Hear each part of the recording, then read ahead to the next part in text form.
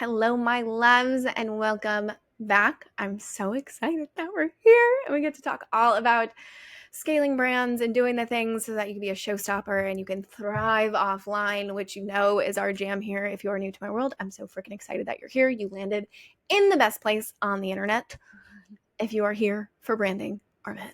And today we're going to talk about all the things to scale your brand, to do incredible things so that you can have a thriving business or a thriving life out of your business, like an offline life by the queen herself, Kara.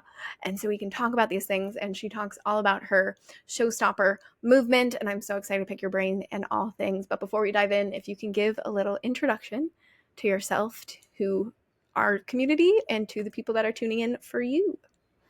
Yes, hello. Thank you so much for having me on your podcast. I'm so excited to be here and to chat with your community. So, my name is Kara, and for as long as I can remember, I've always been a big dreamer. So, when I went to university and I got a job, I knew that there had to be more. Like, I was not going to live for 2 weeks of vacation and spend my entire life in a cubicle. Like, I knew there had to be more. So I started Googling and finding ways that I can monetize online and travel the world. And that was like my big dream and passion at the time, was to go explore the world. And I came across the world of virtual assistant. So that was my first business ever in Maybe. 2018. I scaled it to 6 figures, started getting a lot of questions, and that led me to launch my very first group coaching program in 2019 called the Chasing Freedom Mastermind. And since then, my coaching business has continued to evolve. I work with thousands of people around the world. I've generated over $1 million cash as a business coach, helping women make a lot of money, but more importantly, live their best life.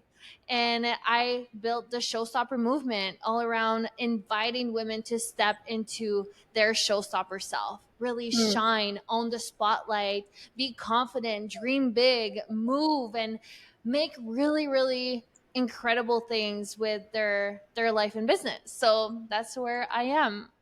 I love that. I didn't know about the virtual assistant thing and moving from there and building it all. That's incredible.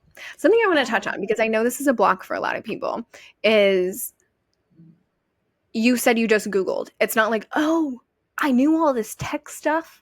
I knew how to do all the things required to build a business and travel the world and all the things. This is the biggest block for people where it's like, oh, this must be easy for her. She knows all this stuff. That's her background. So I want to talk about that. What was your background leading up to, okay, I want the freedom, I want the things. How did you Girl, I knew actually step nothing. into? I knew absolutely nothing. Like, I had an Instagram, I had a Facebook, I knew how to post like my casual like day in the park picture, but I knew nothing about building a business. I actually just started looking at what are the tasks that you can get paid as a virtual assistant, and one of them was posting in a Facebook group. And then I remembered that my dad's friend was a construction contractor and he had a construction page, and I'm like, oh, what if I tell him that I can post on his Facebook group? So I got my first client by pitching me posting in his Facebook group for him. I drove to his house and he gave me a $400 check. And that was my first client ever. And that was evidence that, okay, there is a way to monetize by turning my skills into profit. And then it just continued evolving from there. I continued learning. I continued getting uncomfortable. I continued like selling things that I wasn't exactly sure if I knew how, but I knew I was resourceful to figure it out and deliver the best service ever. And it just led me on this crazy journey of constant growth and evolution and challenges and excitement and so many things. I think that's the thing that people lose nowadays is they want something that's easy, right? They want it kind of fed to them. They want a done for you model. They want these kind of things. But anyone that I know that has quote unquote made it, it's the tenacity. It's the I'm gonna figure it the fuck out. I have no idea. I don't know what the fuck I'm doing, but I'm gonna go figure it out. I'm gonna try. And that's something that I hear with your story where it's like, yeah, maybe I didn't know how, but like I could post in a Facebook group. Seems easy enough. I could do that. And then from there, you start to acquire the skills that are necessary for building a business. And so after you figured out how to post and things like that, what were the next steps? Like, how did you go from posting in Facebook groups to making $1 million? Like, tell us that journey. Yes. Well, I always tell my clients so many people wait for the doors to open before starting taking action. I just started taking action and the doors started opening. Mhm. So, next thing you know, I put on this like Squarespace website and I randomly got an application from a nonprofit organization in the US. I'm from Canada. So, that was a big deal at the time. I'm like, oh my gosh, this random person from the US wants to work with me. And I did like a 3-month container with him. I started getting into funnels and tech and email marketing, and I started gaining a lot of skills and experience, and that gave me more and more confidence because I went from not knowing what to do at all to like, okay, I work with a construction company and I work with a nonprofit company. I've done social media posting, I've done funnels, I've done email marketing, and that just gave me more confidence to go and get the bigger clients. And next thing you know, I was getting paid $1,000 to $2,000 a month for my virtual assistant services. And then I scaled that to over 10K per month while still having a 9 to 5 job, by the way. I was crazy. I was working so much. I was like, the fire has always been lit. And I think that that's what pushed me forward and continues to push me forward. What do you think lit that fire? My desire to travel, my desire Mm. to live an unconventional life, to have incredible experiences. I think that when people are not motivated or they feel stuck, an invitation would be to look at what is the why. Like, Mm. what is the thing? Like, dream, allow yourself to dream. And I've always been a dreamer. Like, throughout my entire like high school and university, like I would get lost in my head just daydreaming of like what I want my life to look like, what I want my boyfriend to look like, what I want my closet to look like. I've always been this daydreamer, and I think that that's what led me to really believe that I could create a remarkable life. And that's what lit the fire in the first place, was that crazy belief that I could build $1 million business. And now that I've done it, I'm like, whoa, okay. What is next? There is no limit. As long as I can dream it, I can believe it, and then I take action on it, there is absolutely no limit. Have you always had that level of self trust? I want to say that I've always been a big dreamer. Like I said, the level of self trust I feel like has been built by experience, like by doing it and by being willing to fail and to learn the lessons and to try again and again and again. And something that has been a great learning experience for me is my pageant years. So when I was in high school, I joined a pageant. I was 14 years old, and I couldn't even walk in heels. Like, it was hilarious to watch the videos now, but I was so shy and so timid, and French is my first language, so I had to go on stage and speak in English in my second language. That was terrifying, and that is one of the ways that I built self-trust. Is every single time I did a pageant, I got better and better and better. My styling got better, my walking got better, my speaking got better, my personal branding and expression got better, and I eventually won several titles by continuing to do it. So I feel like that was, from 14 to like 22, I want to say.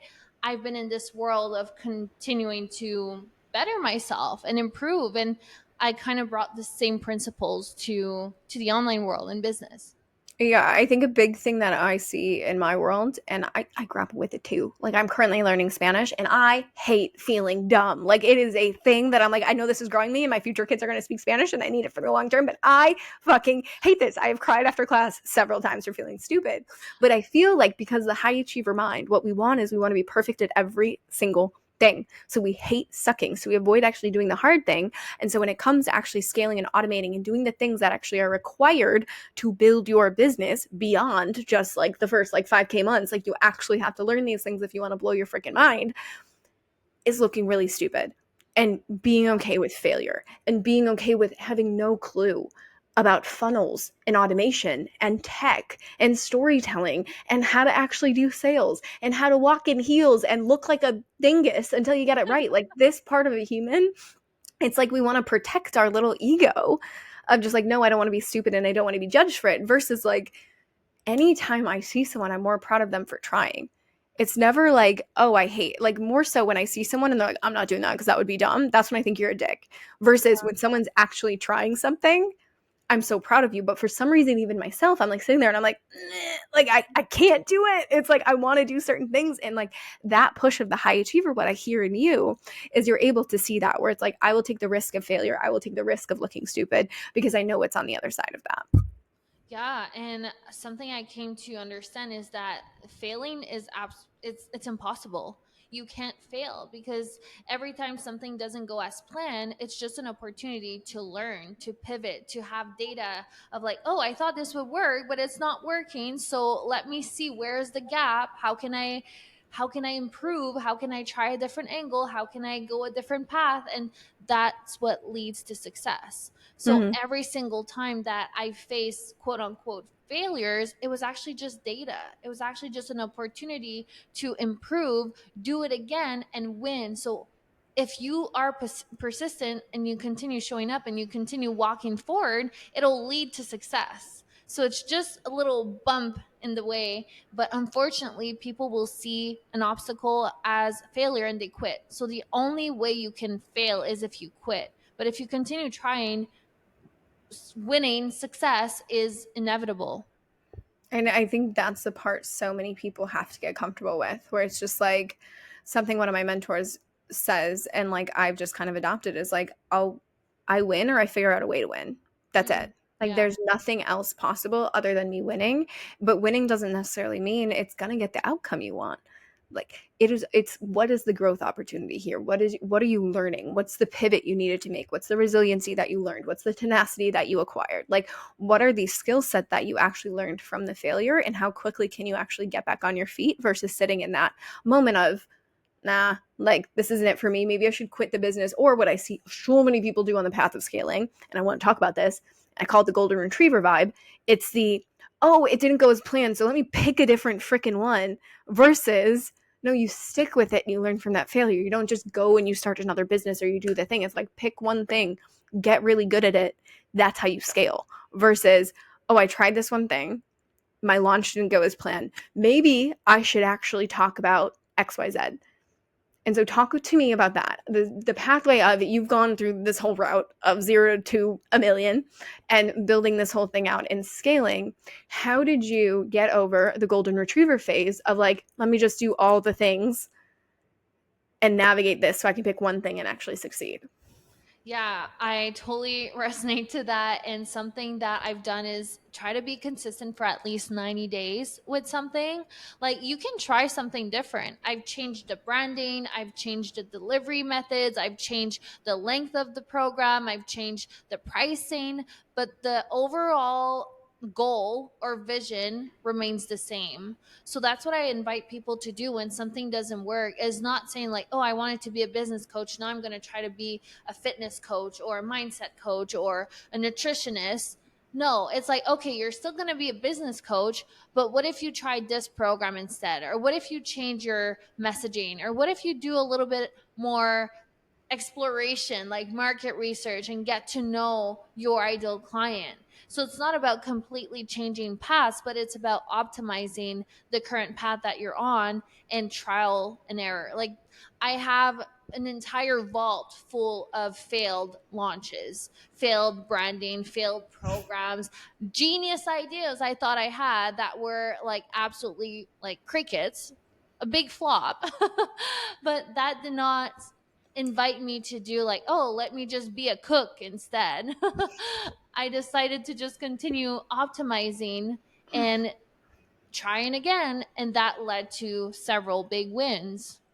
Yeah, I think that's what so many people see is just they see your end game.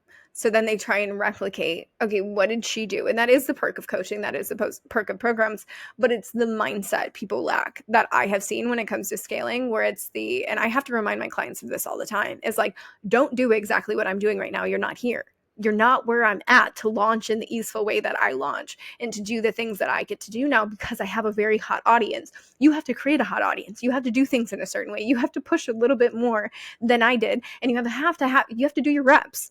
right? You have Yeah. to fail. You have to have an entire product suite of things that didn't fucking work. I'm sorry. That's just how the game is. You never heard about, like, what is it? The statistics of, like, the guy that has the highest home run rate also has the highest striking out rate. Like, Yeah. that's how it works. It's just one thing happened to take off, and that's the thing you run with. But people are so afraid of, like, oh, it failed, therefore it's not for me. And it's like, no, you just got you got a really dope gift of surrender and learning to do it again. Yeah, 100%. Like when my clients say that they're stuck because they're afraid of failure, I do everything I can to help them reframe that, because winning does not come without failing, without Mm. obstacles, without challenges. So you have to walk through it. There's no way to avoid it. No one just launched a business one day and had a massive success without experiencing some failures and challenges along the way. Like the failure or the obstacles are what leads to success. So if you want to win and you want to change your life and you want the successful business and you want the best relationship ever, it'll probably come with trial and error and challenges and failures.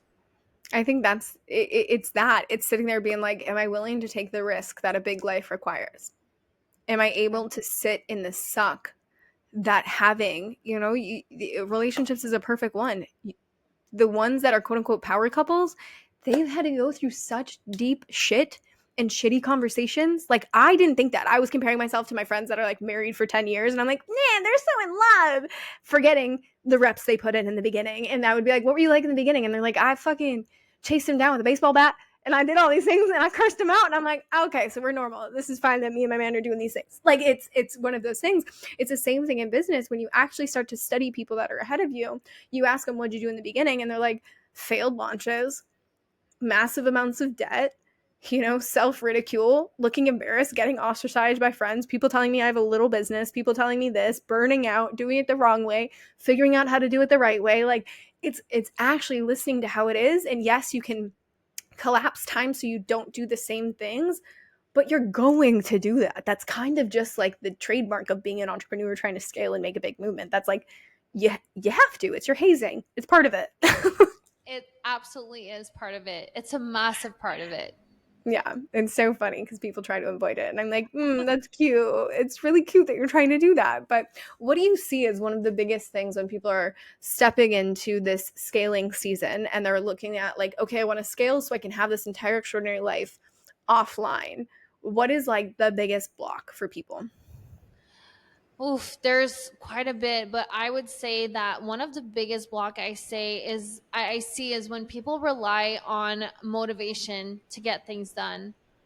I feel like the biggest block between where you are and where you want to be is not another strategy. It's not another course. It's not another coach. It's oftentimes the discipline to follow through, to move big, to take big action, to get uncomfortable, to do the thing, to show up in a next level. So it's definitely discipline that I see being the thing that most people need to scale to the next level. So that and becoming a match for their next level, Hmm. the embodiment of their next level. Something that I've done. I studied NLP a lot. I got my NLP trainer. I studied the subconscious mind, and it's so powerful to believe in what it is that you want to achieve and to become the embodiment of what it is that you want to achieve. So if you're wanting to scale to, let's say, 100K months, it's really all about asking yourself, who am I at 100K month? What am I doing? What does my life look like? Who do I surround myself with? Who's in my close circle? What does my office look like? How do I dress? How do I speak? How do I walk? What's important to me? What are my boundaries? All of this is such a massive part of scaling. It's not just the strategy. The strategy is like the sprinkle on the cake. The discipline, the way of being, how you see yourself, your self belief is, I would argue, a lot more important than the strategy. Oh, 1,000%. That's why you can put one strategy with one client and another strategy with another client, and it works, and then it doesn't.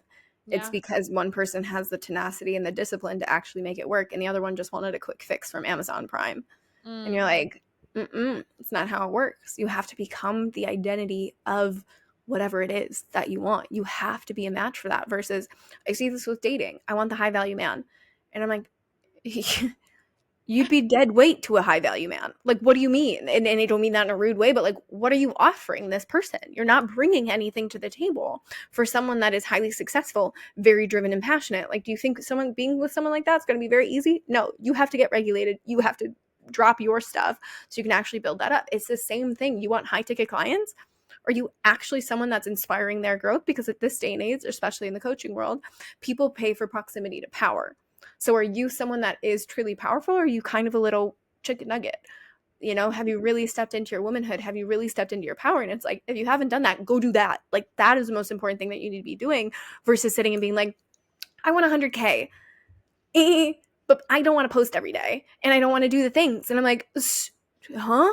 What do you think growing a business is? That's the least of your worries. Posting every day is the easiest thing in the world.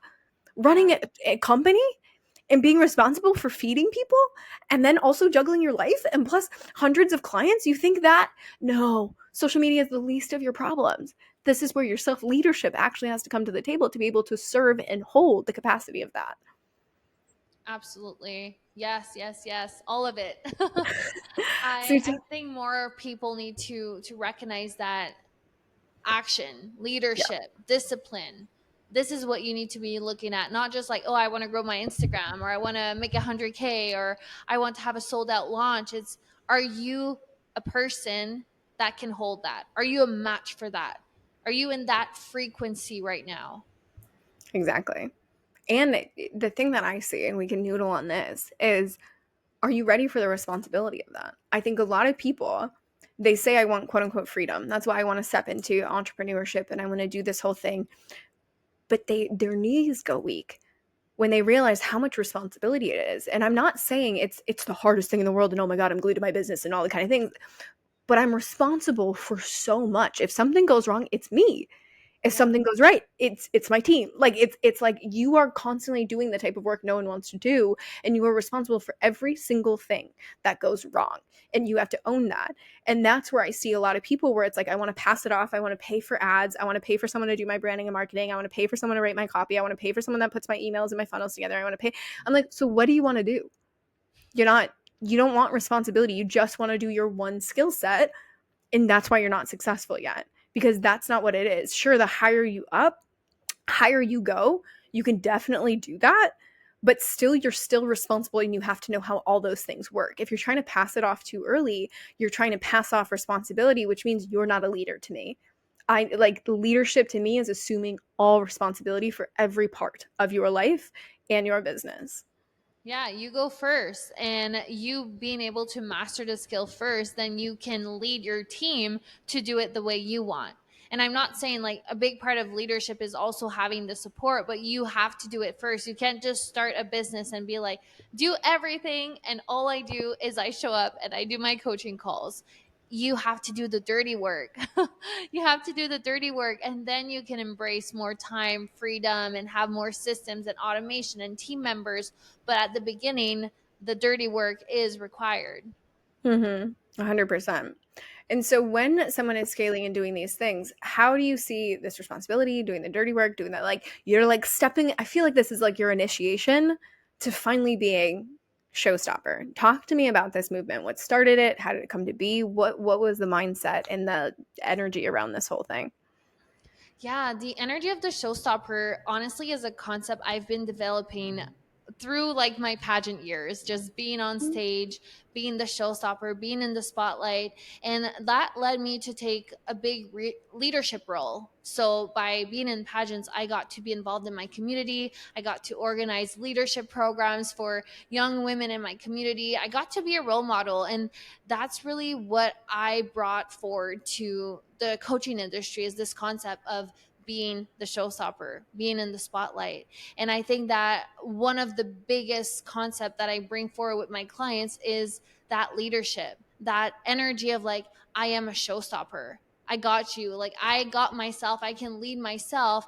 And I am inviting you to come on this journey with me. So this is one of the biggest pillar that I address in my business, showstopper factor and sales strategy, is that remarkable energy and presence where people just look at you and they're like, I want to learn from you. I want to be in your world. And a showstopper is someone who can take space in the room, is confident in what she has to offer. She is unconventional. She doesn't copy people. She paves her own path. And it's just someone who can activate people and show them their full potential. So Hmm. yeah, it started with pageants, and then I was able to bring this concept to the coaching industry, and I'm just on this mission of helping more and more women find their showstopper. So many people are like hiding behind the spotlight and playing small, and just not fully owning the stage. And I want to see more women step into their power and own it. And I feel like more women in their power, in their leadership, in the spotlight is going to literally change the world, change Hmm. so many things. I couldn't agree more. Why do you feel like so many people shrink themselves? Especially when we're building businesses and like you have to be big. Why do you think people shrink themselves?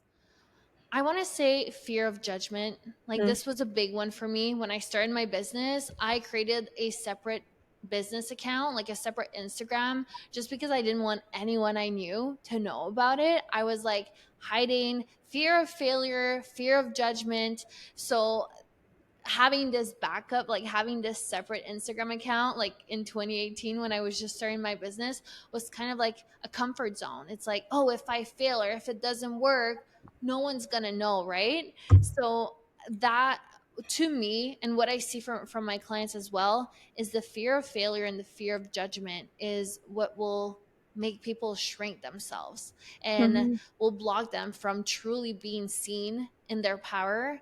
Because in order to be in your power and truly own the spotlight, you have to show your truth. You have to open your Mhm. heart. You have to show people who you are. Like, you can't be wearing a mask. You can't be hiding on a faceless Instagram account. It's you shining bright in the spotlight, and that can be scary.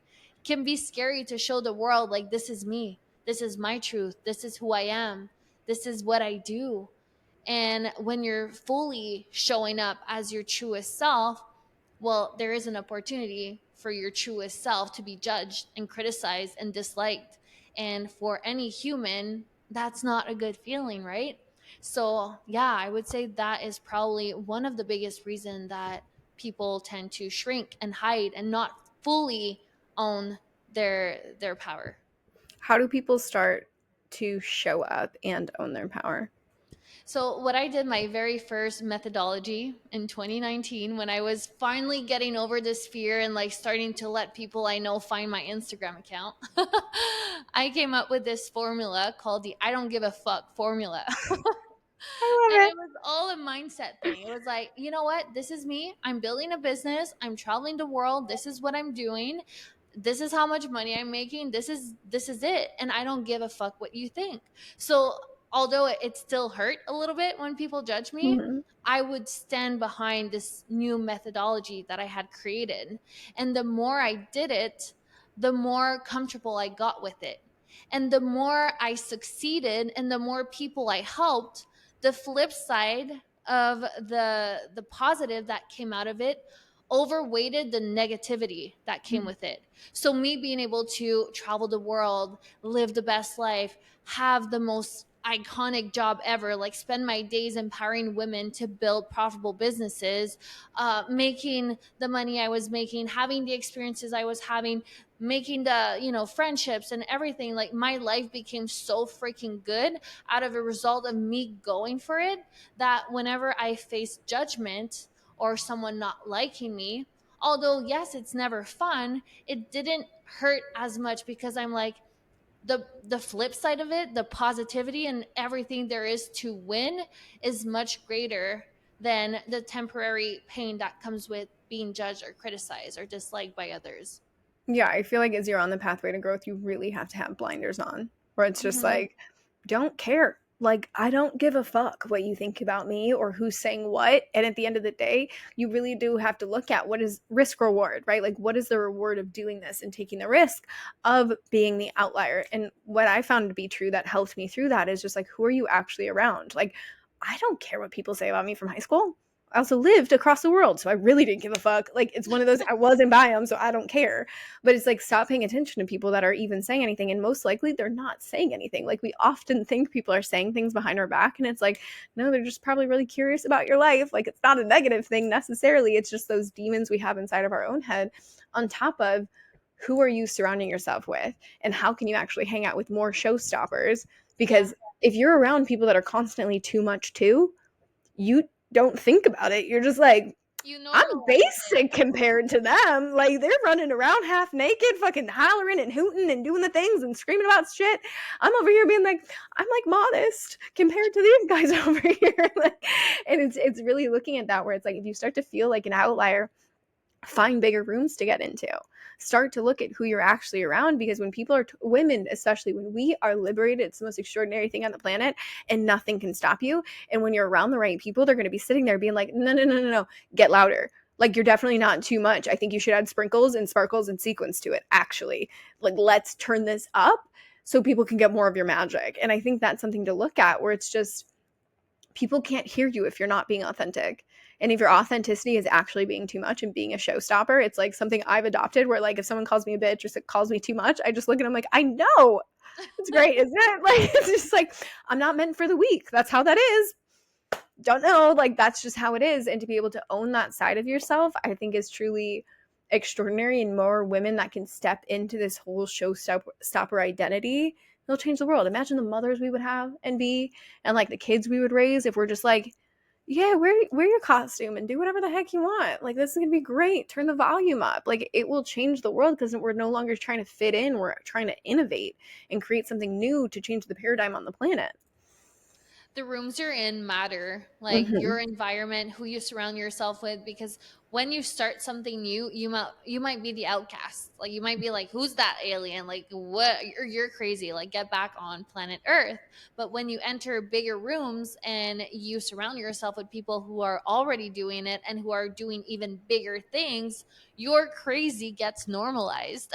You're invited to be even crazier, dream even bigger, move bigger, take bigger action, make big, bold moves, and be risky and do all the things. So, your environment definitely has such a big role on the success that you create.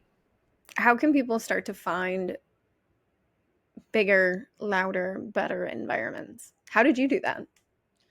I started investing in myself. I joined a mastermind. I started finding online communities. Like, if Yeah. someone wants to make a significant change, it starts with your environment. So, if you don't have that currently in your circle, a Facebook group is a good place to start, a mastermind, a membership, an event. There might be some networking events in your community. You can go find someone else that has big dreams like you and wants to build their business or scale their business. So I would really start with Facebook groups, online communities, membership, masterminds, in-person events, retreats. Like, the opportunities are endless. Really, it's just a decision, being intentional about it. And like I said, it's not about waiting for the doors to open, but it's to start walking and the doors will open. So if you make Mm-hmm. it your intention that you want to attract bigger circles and be with people who dream big and who are action takers and take risks, you're going to start seeing the opportunities. Mm-hmm. And that is truly actually how you scale, right? Because your mind can actually only see to the limits of what your subconscious has, right? Like, when Yeah. you actually go into these rooms, what you're going to find is people that are crazy, and people that are innovative, and people that are doing really big things on this planet. And you get to sit there and you're like, holy shit, that's even possible. Like, I didn't even know you could like do it that way, or like the perception of how you thought scaling would be. And they're like, no, I binge watch Emily in Paris and make a couple hundred grand in a day. And you're like, you do what? What's your system? How'd you do that? Like, that's what I want. That's exactly what I want. Like, talking to people like that, they actually expand the vision, and then you start to think bigger. If you're stuck in people being like, don't, like, I've had people say that, where I was like, oh, pre-house fair, and they're like, are you sure you want to broadcast that on the internet? Like, what if it doesn't work? And I was like, You think I'm just gonna spend the rest of my life single? Like, then I'm insulted, asshole. Like, it's one of those things. I'm like, how could it not work? Like, eventually, it's gonna work out. Yes, I had to go through a few heartbreaks that I had to do on the internet, and it was heartbreaking. But finally found the one, and that's great. Same thing with business, where it's like, I'm gonna fuck around and I'm gonna make 100K this month, and they're like, are you sure you want to post on the internet? And you're like, kind of holds me accountable, and then I'm going to be around a whole bunch of other great humans that are also doing that too, so that you can actually see, oh, this is actually safe for me to expand at that capacity, and these people actually think it's crazy that I'm playing so small. That's who you have to start to be around, and it will scale you even faster. A lot of us are trying to do this thing, and I want to see if you can relate to this too, where it's like, I want to scale in silence, and it's like, Yeah, because it's no. safe. It's comfortable to not make Mm-hmm. those big, bold declaration that I'm making 100K month this month, or I'm gonna find the love of my life this year. Like, it's scary. And I actually was just having this conversation with my clients yesterday because we were setting goals for Q4. And what I see people doing is they won't set like those 10x goals because they're afraid, like, oh, well, I'm just going to aim for 30K in the next 3 months because what, like, I don't want to put 50K and then not hit it, right? So they play it safe and they like downgrade their goals. But what I show my clients is that when you 10x, like when you shoot for the stars, even if you don't necessarily hit it, you're still gonna do a lot more than if you go and set a small goal just to make sure that you hit it. So a lot of people will play it small because they don't want to face the, oh, well, what if I don't do it? But there's Mm-hmm. nothing more powerful than that self accountability, saying, like, I'm doing this. I'm going to find a way. I don't know how. I don't know when, what, who, where, but I'm going to find how. And you just make this promise to yourself. And the way you move is going to change. The way you think is going to change. Your priorities is going to change. And regardless, if you hit the exact goal or not, you're moving forward and you're taking action and you're making progress towards the thing that you're building.